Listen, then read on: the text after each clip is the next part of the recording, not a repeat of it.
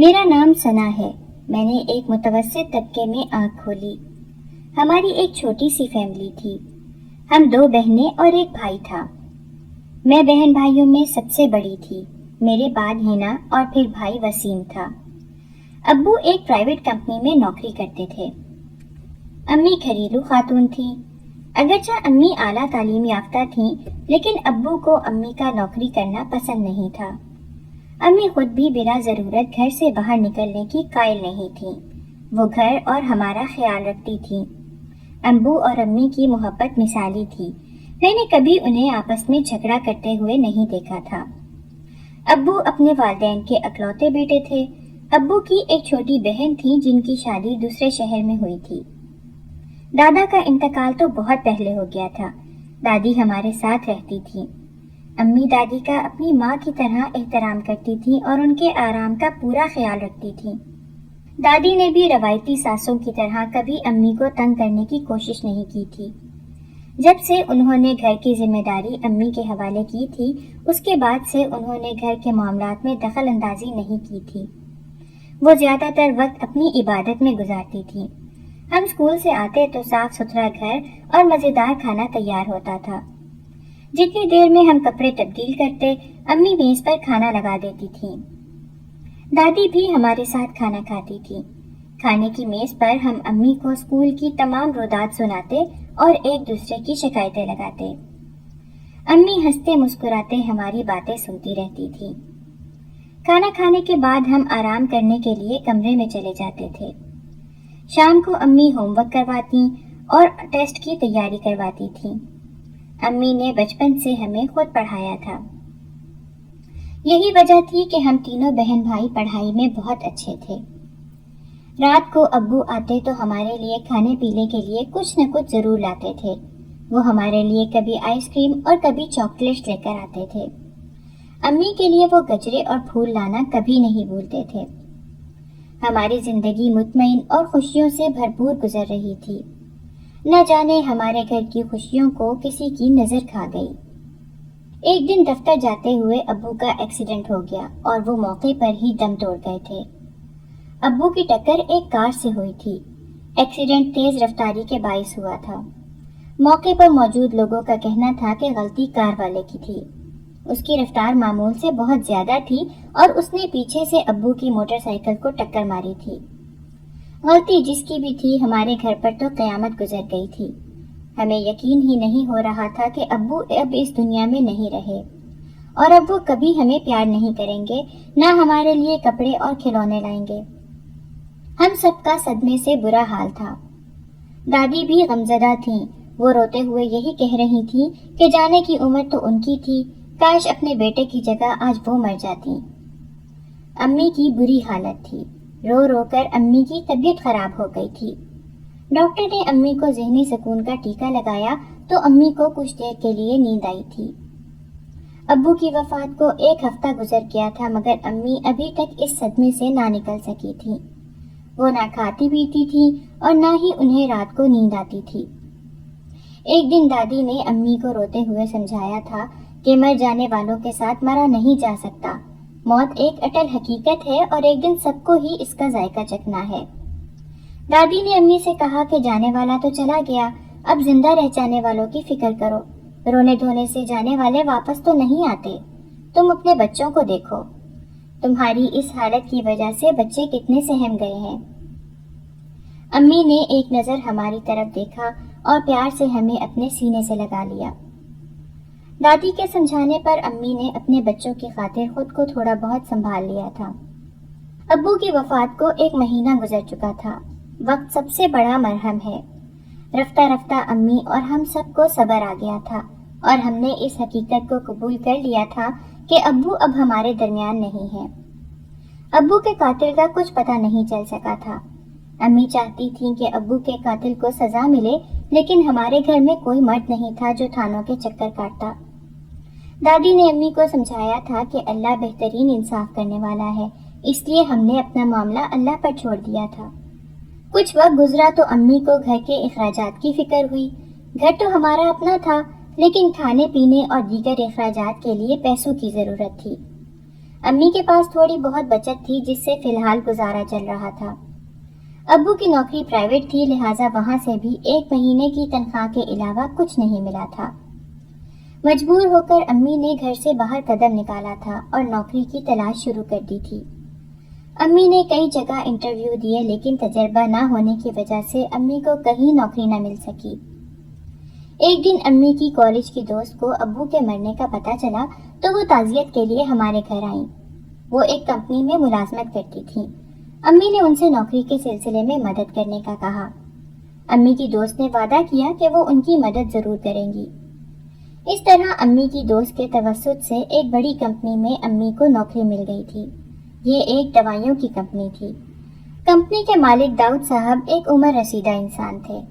امی کا کام کمپنی میں سیل ہونے والی دوائیوں کا مکمل حساب کتاب کمپیوٹر میں فیڈ کرنا تھا۔ کام زیادہ مشکل نہیں تھا، امی نے چند ہی دنوں میں تمام کام سیکھ لیا تھا۔ اس طرح ہمارے گھر کی گاڑی چلنے لگی تھی۔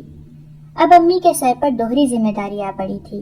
امی کی طرف سے جو پیار اور توجہ ہمیں ملتی تھی وہ اب نہیں رہی تھی۔ پیار تو امی ہمیں ابھی بھی بہت کرتی تھی، لیکن اب اس پیار کو جتانے اور دکھانے کی فرصت امی کے پاس نہیں تھی۔ امی صبح 8 بجے ہمیں اسکول بھیج کر دفتر کے لیے روانہ ہو جاتی اور شام کو 5 بجے ان کو چھٹی ملتی تھی۔ گھر پہنچتے پہنچتے امی کو 6 بج جاتے تھے۔ گھر آ کر امی گھر کے کاموں میں مشغول ہو جاتی تھیں۔ وہ ہمارے لیے کھانا تیار کرتی اور گھر کے باقی کام بھی ساتھ ساتھ نمٹاتی رہتی تھی۔ رات گئے تک امی کاموں میں لگی رہتی تھی، پتہ نہیں وہ آرام کب کرتی تھی۔ ہماری زندگی یکسر تبدیل ہو چکی تھی۔ ہم اسکول سے گھر آتے تو خالی گھر ہمارا منہ چڑھا رہا ہوتا۔ میں خود ہی رات کا رکھا ہوا کھانا نکال کر چھوٹے بہن بھائیوں کو کھلا دیتی تھی۔ دادی ہمارا خیال رکھنے کی کوشش کرتی تھیں، لیکن ابو کی موت کے بعد وہ بیمار رہنے لگی تھیں اور زیادہ کام نہیں کر سکتی تھیں۔ گھر کے حالات نے بہت چھوٹی عمر سے ہی مجھے ذمہ دار بنا دیا تھا۔ میں 8ویں کلاس میں آئی تو گھر کے کاموں میں باقاعدہ امی کی مدد کرنے لگی تھی۔ میں امی کے دفتر سے آنے سے پہلے کافی چھوٹے موٹے کام نمٹا لیا کرتی تھی۔ کھانے کے برتن دھو کر رکھ دیتی، گھر کی صفائی کر لیتی۔ چھوٹے بہن بھائی کو بھی میں خود پڑھانے لگی تھی۔ رات کو سونے سے پہلے اپنی اور بہن بھائی کی یونیفارم بھی پریس کر کے رکھ دیتی تھی۔ میں چاہتی تھی کہ امی کی کسی نہ کسی حد تک مدد کر سکوں تاکہ امی کو بھی کچھ آرام مل جائے۔ اسی طرح زندگی کے کچھ سال اور گزر گئے تھے۔ زندگی اب ڈھب پر آ گئی تھی۔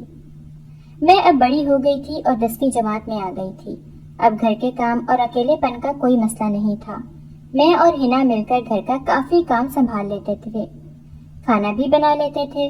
امی بھی کافی حد تک پرسکون تھی کہ بچے اب بڑے ہو گئے ہیں۔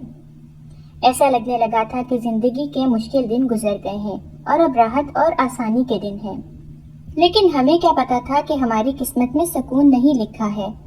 امی کے باس داؤد صاحب کا انتقال ہو گیا تھا۔ وہ 70 سال کے عمر رسیدہ انسان تھے۔ وہ ایک نیک آدمی تھے۔ داؤد صاحب کے انتقال کے بعد ان کے بیٹے فرحان نے کمپنی کا چارج سنبھال لیا تھا۔ فرحان 40 سال کا ایک بد دماغ اور خود پسند مرد تھا۔ دولت کی اکڑ اور غرور اس میں کوٹ کوٹ کر بھرا ہوا تھا۔ اس کے ساتھ ساتھ وہ ایک عیاش آدمی بھی تھا۔ اس نے آتے ہی کمپنی میں کام کرنے والے ملازموں، خاص طور سے عورتوں کا جینا حرام کر دیا تھا۔ امی کو اس کمپنی میں کام کرتے 4 سال کا عرصہ گزر گیا تھا، لیکن کبھی کوئی مسئلہ نہیں ہوا تھا۔ داؤد صاحب نے جب تک کمپنی کو سنبھالا، کمپنی کا ماحول بہت اچھا اور محفوظ تھا۔ داؤد صاحب بہت اچھے اور خدا ترس آدمی تھے۔ فرحان کو دیکھ کر بالکل نہیں لگتا تھا کہ وہ داؤد صاحب جیسے نیک آدمی کا بیٹا ہے۔ فرحان نے آتے ہی کمپنی کا سارا نظام بدل دیا تھا۔ وہ کمپنی میں کام کرنے والی خواتین پر غلط نظر رکھتا تھا۔ کئی لڑکیوں نے تو اپنی عزت کی خاطر نوکری ہی چھوڑ دی تھی، مگر کچھ لڑکیاں فرحان کی منظور نظر بن گئی تھیں۔ میں نے امی سے کہا تھا کہ وہ یہ نوکری چھوڑ دیں اور کہیں اور ملازمت تلاش کریں، لیکن امی کا کہنا تھا کہ اگر وہ نوکری چھوڑ دیں گی تو گھر اور پڑھائی کیسے چلے گی، اور دوسری ملازمت نہ جانے کب ملے۔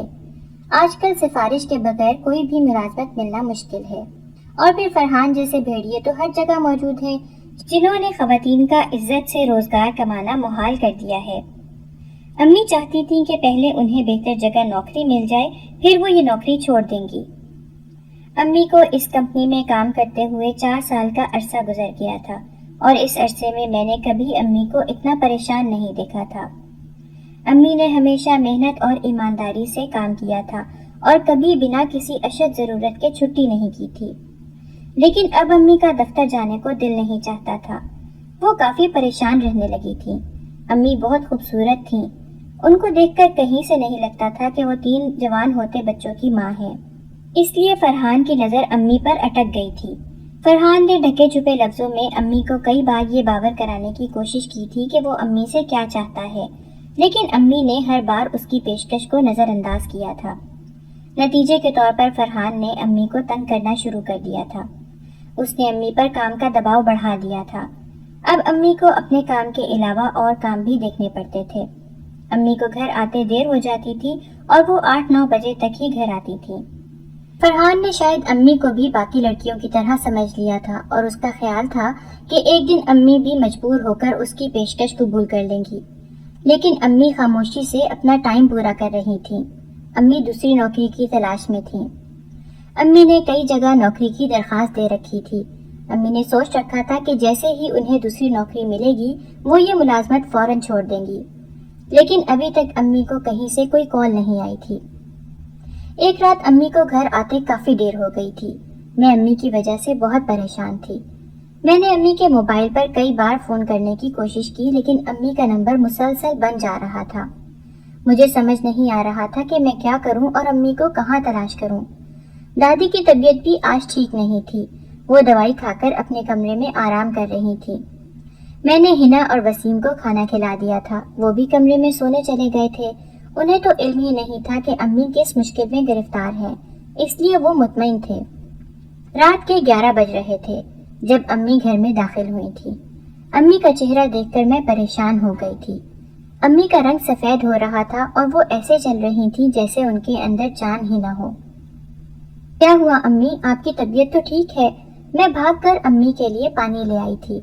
امی میری کسی بات کا جواب نہیں دے رہی تھی، جیسے انہیں میری کوئی بات سنائی ہی نہیں دے رہی ہو۔ ایسا لگ رہا تھا کہ وہ اپنے حواسوں میں نہیں ہیں۔ امی نے پانی کو بھی ہاتھ نہیں لگایا تھا۔ امی کی حالت مجھے کچھ ٹھیک نہیں لگ رہی تھی۔ میں امی کے ہاتھ پاؤں سہلاتی رہی۔ کافی دیر بعد امی کی طبیعت کچھ بہتر ہوئی تھی۔ وہ مجھے گلے لگا کر رونے لگی۔ کیا ہوا امی؟ مجھے کچھ عجیب سا احساس ہو رہا تھا۔ امی نے جو کچھ مجھے بتایا وہ سن کر میرے پاؤں تلے سے زمین نکل گئی تھی۔ امی نے بتایا کہ آج فرحان نے کھلم کھلا ان سے چھیڑ چھاڑ کرنے کی کوشش کی تھی۔ نتیجے کے طور پر امی نے اس کے منہ پر ایک زور کا تھپڑ لگایا۔ تھپڑ کھانے کے بعد فرحان غصے اور انتقام میں پاگل ہو گیا اور اس نے امی کے ساتھ بہت غلط حرکت کی۔ اس نے امی کی عزت خراب کر دی تھی۔ وہ رات ہم دونوں پر بہت بھاری تھی۔ امی ساری رات روتی رہی اور امی کے ساتھ میں بھی روتی رہی اور فرحان کو بددعائیں دیتی رہی۔ یہ کیسا معاشرہ تھا؟ امی عزت سے اپنے بچوں کے لیے روزگار کمانا چاہتی تھی، لیکن فرحان جیسے درندے کبھی عورتوں کو باعزت روزگار کمانے کی اجازت نہیں دیتے۔ کچھ عورتیں مجبور ہو کر ان کے سامنے ہتھیار ڈال دیتی ہیں اور جو ہتھیار نہیں ڈالتی وہ ان کے انتقام کا نشانہ بن جاتی ہیں۔ امی کے ساتھ بھی یہی ہوا تھا۔ میرے دل میں نفرت اور غصے کی آگ بھڑکتی جا رہی تھی۔ میرا دل چاہ رہا تھا کہ ابھی اور اسی وقت جاؤں اور فرحان کے ٹکڑے کر دوں، لیکن میں بے بس تھی۔ اس رات امی نے ابو کو بہت یاد کیا تھا۔ وہ مجھ سے ابو کی باتیں کرتی رہی تھی۔ صبح فجر کے قریب امی کی آنکھ لگی تھی اور میں بھی سو گئی تھی۔ کچھ دیر بعد میری آنکھ کھلی تو امی گہری نیند سو رہی تھی۔ امی سوتے ہوئے اتنی پرسکون لگ رہی تھیں کہ میرا دل ہی نہیں چاہا کہ میں امی کو نیند سے اٹھاؤں۔ میں کچن میں آ کر چائے بنانے لگی۔ دادی کو چائے دے کر میں گھر کے باقی کام نمٹانے لگی۔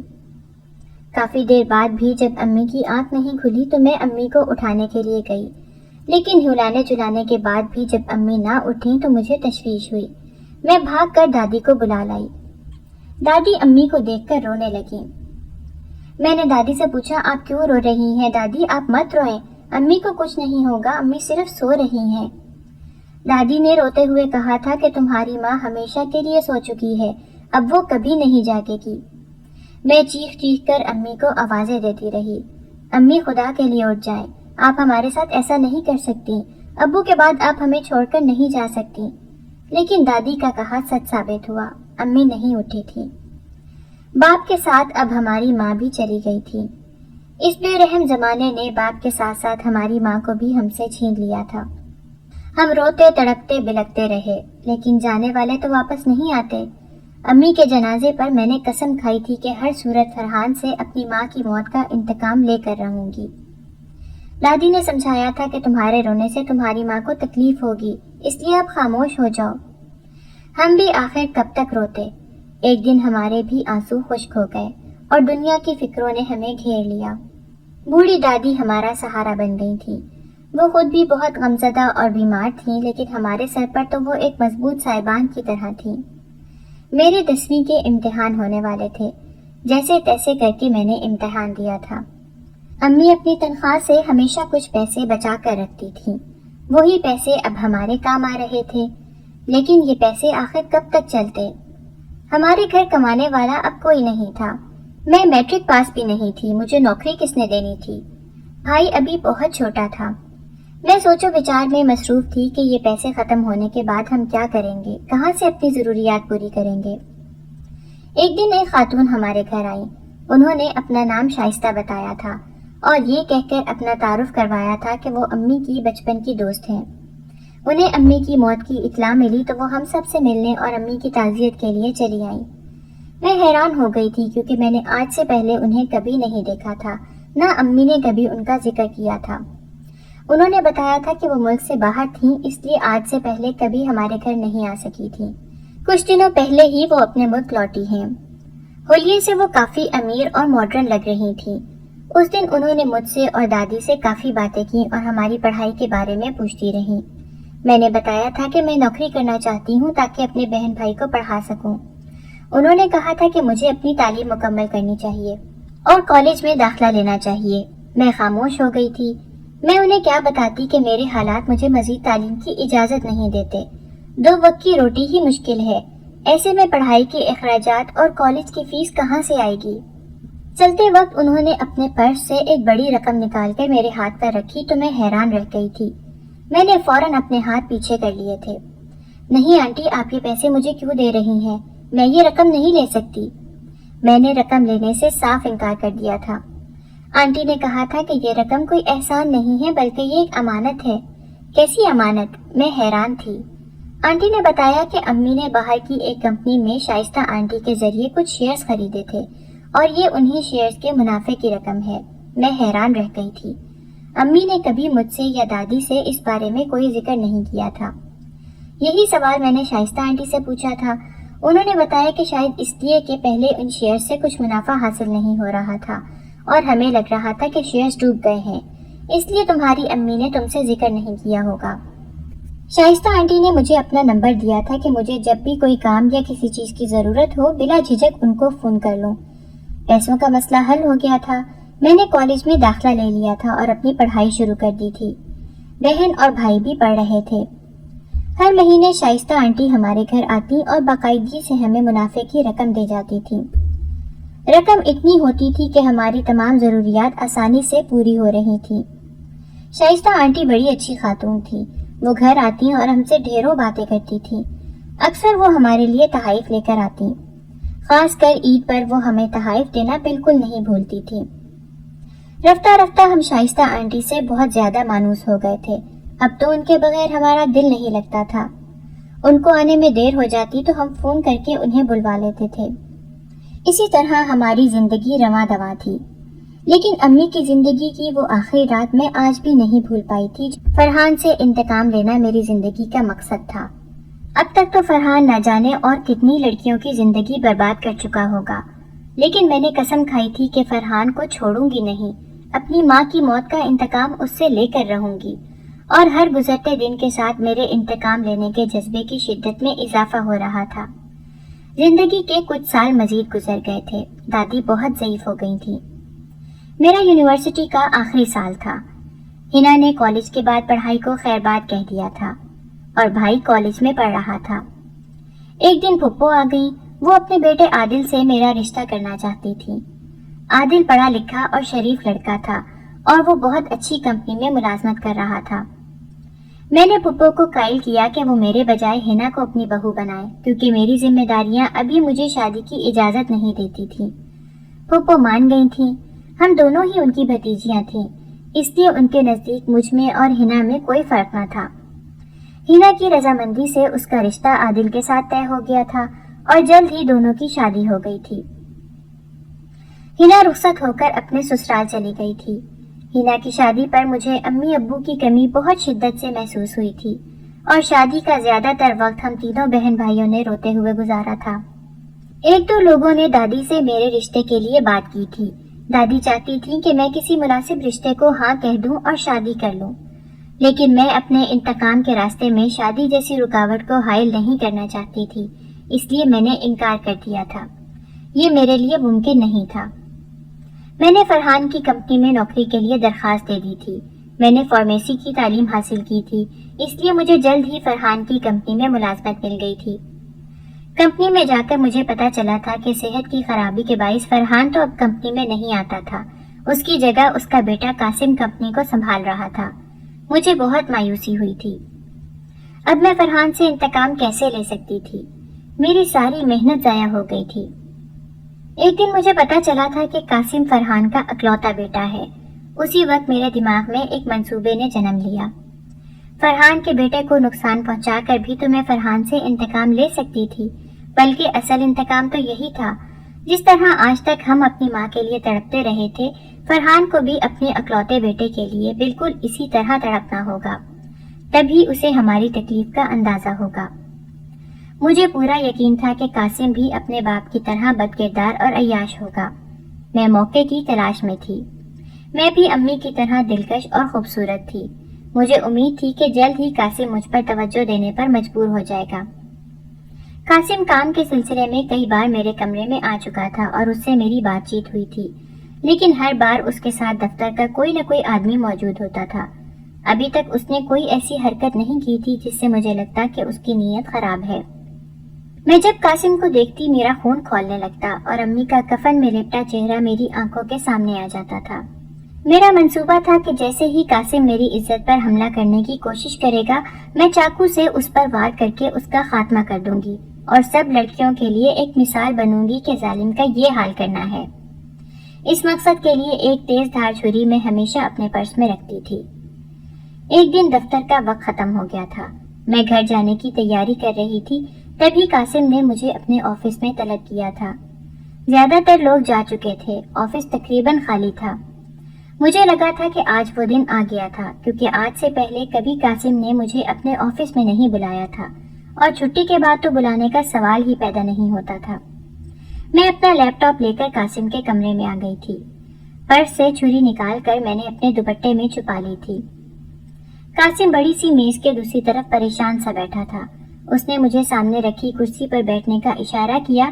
میں بیٹھ گئی تو پہلے تو اس نے مجھے اس وقت روکنے کی معذرت کی، پھر اس نے بتایا کہ ایک دوائی کے متعلق معلوم ہوا ہے کہ اس کے استعمال سے مریضوں میں ایک خاص قسم کا رد عمل سامنے آ رہا ہے، اس لیے اس دوائی کے بارے میں تمام معلومات درکار ہیں کہ یہ دوائی کس کس جگہ فروخت ہوئی ہے، تاکہ اس دوائی کو فوری طور پر واپس منگوایا جا سکے۔ اچھا بہانہ ہے، میں نے دل میں سوچا۔ میں نے لیپ ٹاپ کھول لیا تھا اور قاسم کو تمام تفصیل بتانے لگی تھی۔ تبھی قاسم اپنی جگہ سے اٹھا تھا اور میری کرسی کے بالکل پیچھے کھڑے ہو کر لیپ ٹاپ کی طرف دیکھنے لگا۔ میری قاسم کے ہر قدم پر نظر تھی۔ جیسے ہی قاسم لیپ ٹاپ کو قریب سے دیکھنے کے لیے تھوڑا نیچے کی طرف جھکا تھا، میں تیزی سے کھڑی ہوئی۔ میں نے اپنے دوپٹے میں سے چھری نکالی اور قاسم کے سینے میں گھونپنے کے لیے پیچھے کی طرف مڑی۔ تبھی میں نے کمرے کے کونے میں رکھے ہوئے صوفے پر ایک عورت کو بیٹھے ہوئے دیکھا تھا۔ اس عورت کو دیکھ کر میرے سر پر آسمان گر پڑا تھا۔ میں ہکا بکا اس عورت کی طرف دیکھ رہی تھی۔ میرا نشانہ خطا ہو گیا تھا اور چھری قاسم کے دل میں لگنے کے بجائے اس کے بازو میں جا لگی تھی۔ قاسم کے بازو سے خون نکل رہا تھا، اس کی سفید قمیض خون سے بھر گئی تھی۔ وہ اپنے زخم پر ہاتھ رکھ کے کبھی حیرت سے مجھے دیکھ رہا تھا اور کبھی میرے ہاتھ میں پکڑی چھری کو۔ اس وقت مجھے قاسم کے کمرے میں کسی عورت کی توقع نہیں تھی، اور اس عورت کی تو بالکل نہیں تھی جس کو قاسم ماں کہہ کر مخاطب کر رہا تھا۔ میں تیزی سے بھاگتی ہوئی آفس سے نکل کر گھر چلی آئی تھی۔ میرے ذہن میں دھماکے ہو رہے تھے۔ कुछ देर बाद शाइस्ता आंटी घर चली आई थी। मैं उन्हें देखते ही फट पड़ी थी। आपकी हिम्मत कैसे हुई हमें इतना बड़ा धोखा देने की? आप मेरी माँ के कातिल की बीवी हैं और हम आपको अपनी माँ की बचपन की सहेली समझकर आपसे अपना दुख सुख बांटते रहे। सना, पहले ठंडे दिमाग से मेरी बात सुनो। हाँ, मैंने तुमसे हकीकत छुपाई।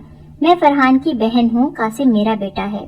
शाइस्ता आंटी ने मजीद बताया कि हम 2 ही बहन भाई थे। मेरे वालिद जितने नेक और खुदातरस इंसान थे, फरहान उतना ही संगदिल और मगरूर था। शायद इसकी वजह ये थी कि मेरी वालिदा ने उसको बहुत लाड प्यार से पाला था और अकलौता होने की वजह से कभी उसको डांट डिपट या सरजनिश नहीं की थी। इसका नतीजा ये निकला कि फरहान बिगड़ता चला गया और उसने बुरी सोसाइटी में उठना बैठना शुरू कर दिया। वालिद और मैंने फरहान को समझाने की बहुत कोशिश की, लेकिन उस पर कोई असर नहीं हुआ। हमने फरहान की 2 बार शादी की, लेकिन उसकी अय्याशी और बुरी आदतों की वजह से दोनों बीवियां फरहान को छोड़कर चली गईं। बदकिस्मती से मैं शादी के बाद बेवा हो गई थी। उस वक्त कासिम की उम्र 10 साल थी, इसलिए मैं अपने वालिद के घर वापस आ गई थी। अब्बू का इंतकाल हुआ तो फरहान ने ऑफिस जाना शुरू कर दिया था। दफ्तर में भी उसकी वही हरकतें थीं। अब्बू के पुराने मैनेजर के जरिए मुझे तमाम खबरें मिलती रहती थीं। मैं परेशान थी कि फरहान की वजह से मेरे वालिद का नाम खराब हो रहा है, लेकिन मैं कुछ नहीं कर सकती थी। एक दिन मैनेजर साहब ने मुझे बड़े दुख के साथ ये इत्तला दी थी कि फरहान ने हर हद पार कर दी है। उस रात तुम्हारी अम्मी के साथ जो कुछ हुआ, दफ्तर के चौकीदार को सब इल्म था। उसने दरवाजे पर दस्तक देकर फरहान को रोकने की कोशिश भी की थी, लेकिन फरहान पर तो शैतान सवार था। सुबह चौकीदार ने मैनेजर साहब को तमाम हकीकत बताकर नौकरी छोड़ दी थी। मैनेजर साहब ने जब मुझे बताया कि तुम्हारी माँ एक बेवा औरत थी जो अपने 3 बच्चों की वाहिद कफील थी, और साथ ये भी बताया कि तुम्हारी माँ का उसी रात इंतकाल हो गया है, तो मेरा दिल गम से भर गया। खौफे खुदा से मेरी अजीब हालत थी। मुझे लग रहा था कि फरहान के किए गए इस जुल्म का तावान हमारी नस्लों को भरना पड़ेगा। मुझसे रहा नहीं गया। मैं तुम्हारी माँ की दोस्त बनकर तुम्हारे घर आ गई। वो पैसे मैं ही तुमको दिया करती थी। मैंने झूठ बोला था कि ये शेयर्स का मुनाफा है, ताकि पैसे लेते वक्त तुम लोगों को शर्मिंदगी न हो। मैंने तुम्हारी मदद करके तुम पर कोई एहसान नहीं किया। ये तुम लोगों का हक था, क्योंकि तुम्हारी इस हालत का जिम्मेदार मेरा भाई था। अब कंपनी का तमाम काम मेरा बेटा कासिम संभालता है। वो फरहान की तरह बिल्कुल नहीं है। वो मेरे वालिद दाऊद की तरह नेक और खुदा तरस है। उसने किसी गलत इरादे से तुम्हें अपने ऑफिस नहीं बुलाया था। ये बात तो मैं भी जान चुकी थी। जाहिर है अपनी माँ के सामने तो वो मुझे गलत इरादे से नहीं बुला सकता था। मैं जानती हूँ कि तुम फरहान से अपनी माँ की मौत का इंतकाम लेना चाहती हो, इसीलिए तुमने इस कंपनी में नौकरी की है। शाइस्ता आंटी ने कहा तो मुझे हैरत हुई थी। हाँ, अम्मी की मौत के वक्त मैंने अम्मी से वादा किया था कि उनका बदला जरूर लूंगी, इसलिए मैं तुम्हें फरहान के पास ले जाना चाहती हूँ ताकि तुम अपना वादा पूरा कर सको। आंटी ने कहा तो मैं हैरान रह गई थी। क्या आप मुझसे मजाक कर रही हैं?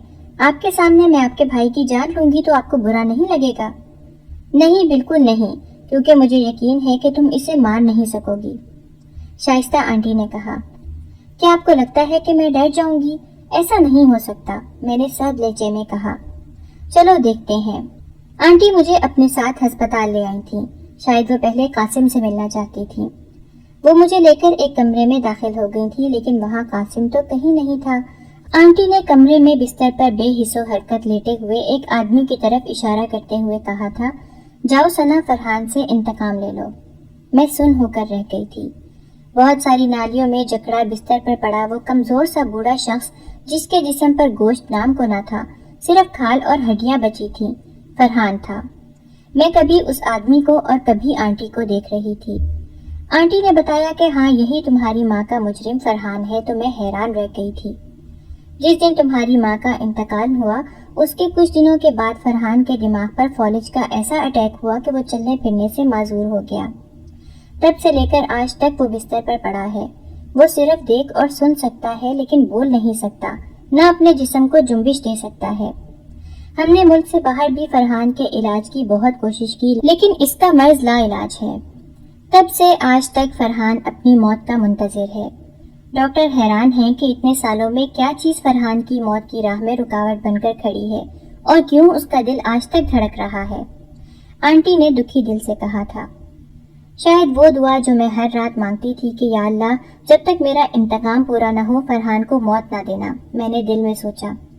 آنٹی نے ٹھیک کہا تھا، میں فرحان سے انتقام نہیں لے سکتی تھی، وہ قدرت کے انتقام میں تھا۔ نہ جانے اس نے کتنے گھر برباد کیے تھے اور وہ کس کس گناہ کی سزا بھگت رہا تھا۔ میں گھر واپس لوٹ آئی تھی۔ کچھ دن بعد آنٹی کا فون آیا تھا کہ فرحان کا انتقال ہو گیا ہے۔ میں خاموش ہو گئی تھی، میں آنٹی سے اظہار افسوس بھی نہ کر سکی۔ بھائی کی تعلیم مکمل ہو گئی تھی اور اس کو بہت اچھی جگہ ملازمت مل گئی تھی۔ میں بھائی کی شادی کرنا چاہتی تھی لیکن بھائی چاہتا تھا کہ پہلے میری شادی ہو۔ میرا شادی کا کوئی ارادہ نہیں تھا۔ ایک دن شائستہ آنٹی ہمارے گھر چلی آئیں۔ وہ قاسم کے لیے میرا رشتہ لائی تھیں۔ میں حیران رہ گئی تھی۔ آنٹی نے بتایا تھا کہ وہ قاسم کی خواہش پر ہی میرا رشتہ لے کر آئی ہیں۔ میں نے قاسم کے ساتھ جو کیا تھا اس کے بعد بھی وہ مجھ سے شادی کا خواہش مند تھا۔ یہ تو کافی حیرت انگیز تھا۔ آنٹی نے بتایا تھا کہ قاسم کو سب حالات کا علم ہو گیا ہے۔ تمہاری ہمت نے قاسم کو بہت متاثر کیا ہے، اسی لیے وہ تم سے شادی کرنا چاہتا ہے۔ میں نے ہاں کہہ دی تھی۔